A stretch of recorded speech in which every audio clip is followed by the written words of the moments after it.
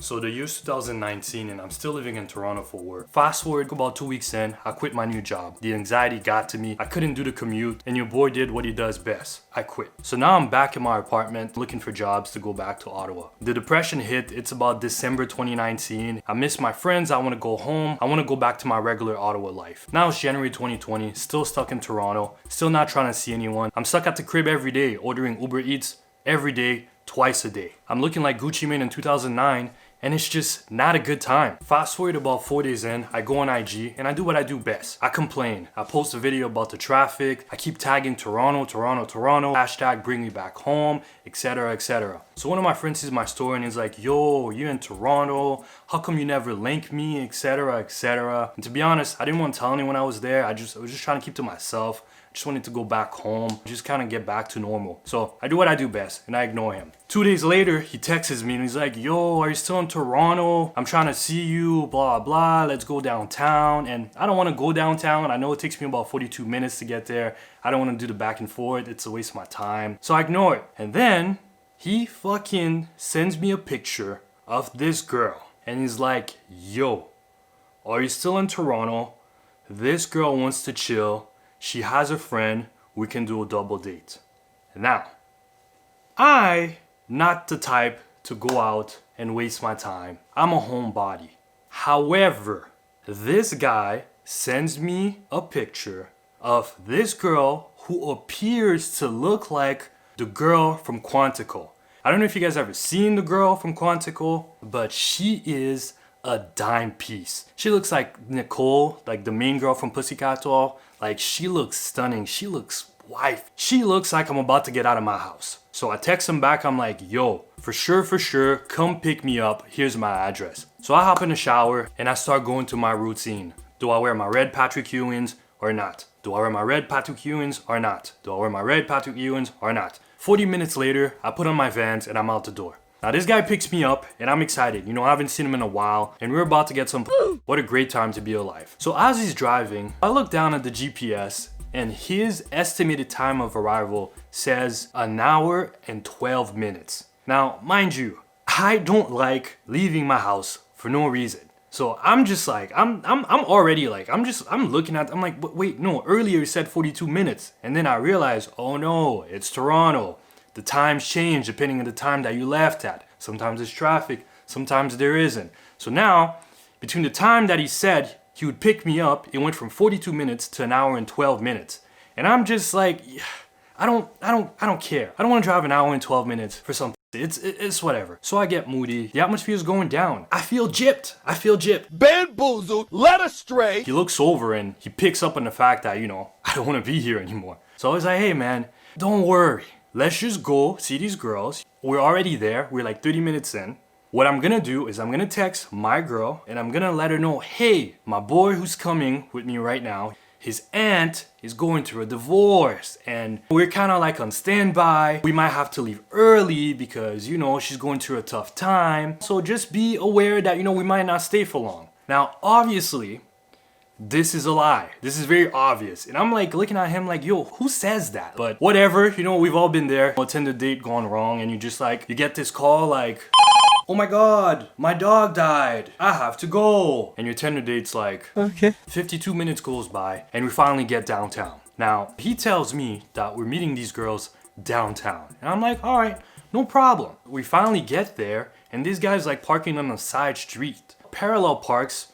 And he looks at me like, okay, so we're picking up these girls from their house and then we're going to the pub. And I'm like, oh my God, like I got gypped, bamboozled. And flat out deceived. I'm like, all right, whatever, you know, like I'm trying to manage my anxiety. Like it is what it is. I'm already here. Let's just go through it. So I'm chilling in the car and I look over and I see 2 girls running out of a building. They have their coats on, but as they approach the street light, I get a little bit of glimpse, just like a shadowy figure. And I fucking realized that this girl does not look like the girl from Quantico. Like, not even close. I got fucking lied to. So now I'm pissed because it's been 2 hours since I left the house and it's obviously not a good time. And I'm looking at my boy like, why did you do this to me? I'm looking at him like, please take me home. I never wanted to teleport so much in my life. Like, I just wanted to disappear and get back to the house. And he's looking at me, then he's looking at them, and he's just like, I'm so sorry. And I'm like, it is what it is. So I unlock the door, they get in, and right away, my girl, which is the girl that does not look like the girl from Quantico, is giving me so much attitude. Like, I know, I get it. I know it's a game. They want to be cute. They want to look feisty. But I'm only putting up with it if I'm into you. And if you're not, it's just not a good time. So I'm just in the front seat, not saying anything. And I feel bad for my boy because I came into Wingman and he's just not getting no support from me. We pull into some underground garage and we start walking. I'm lagging behind and I'm just like psyching myself up. I'm like, come on, Alan. Like, come on. You've done this before. Just go through with this. This is not your first time.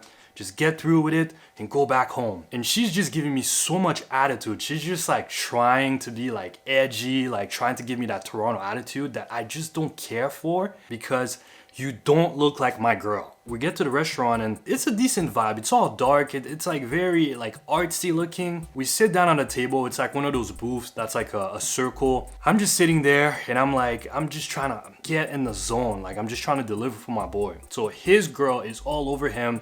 She's actually like pretty interesting. She's just like talking. She, you know, she's being like a date.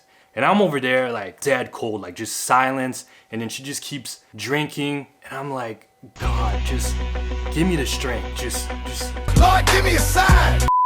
So my boy orders drinks and it's like a margarita. I'm just trying to enjoy a drink and, you know, not talk to her too much. So we get like 1 margarita, 2 of them, 3. And I'm finally starting to loose up a little bit. Like, I'm entertaining it. I'm talking to her and she doesn't seem so annoying. And then my boy looks at me because I still got that like that dead cold face on and he's like giving me the nod like, do you want me to pull the trigger? Like, do we tell him that my aunt just got divorced and then we gotta leave? And I'm like giving him the nod like, yeah, please, like do it and then we can leave. So he goes to the washroom and I'm still sitting there with her and she's questioning me about my boy. Like, she doesn't trust that he has good intention with her friend, which he didn't, but like, that's none of your business. And I'm just like over there, you know, wingmaning. I'm like, yeah, I know he's a good guy, 100%, I vouch for him. Would never just have sex with your girl and then leave. That's just not him. So then he comes back and is like, yo, I spoke to your aunt. Shit's hitting the fan. Like, we gotta go back. Like, we gotta go back home. And I'm over there trying to be an actor and I'm just like, damn, man, really? Fuck.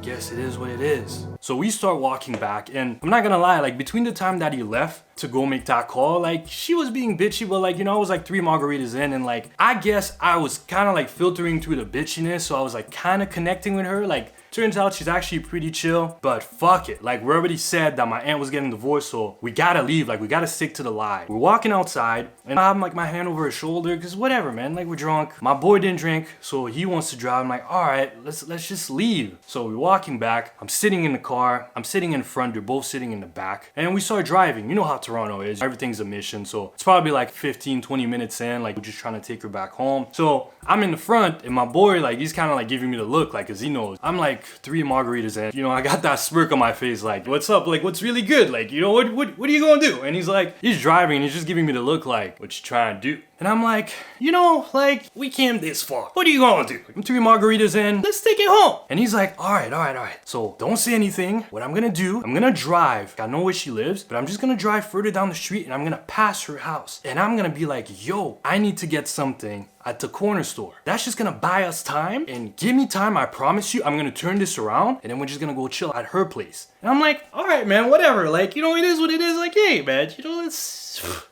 I'm glad I came out. So he goes in acting mode and he's looking over his shoulder like, you girls are good?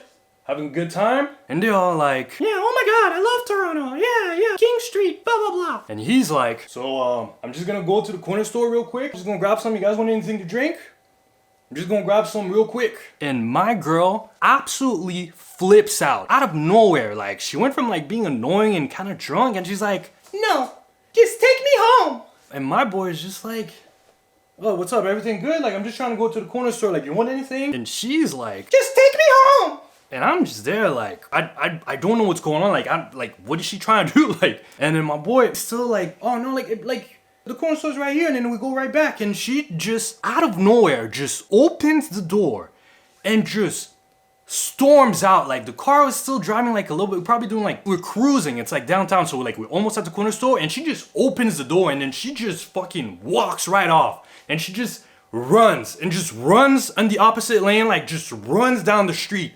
And I'm just there like, oh mon dieu, what the fuck? And my boy's like, everything good? Like, what's up with your girl? Like, what the hell? And his girl's all like, it's you guys' fault. Like, your boy wasn't entertaining her. He was being a dick to her. And I'm just there like, what you trying to do? Like, damn, man. Like, fuck. Long story short, my boy just Ubers me back home. He takes his girl back to her house and he finishes. And I just got home like, damn, what a terrible night.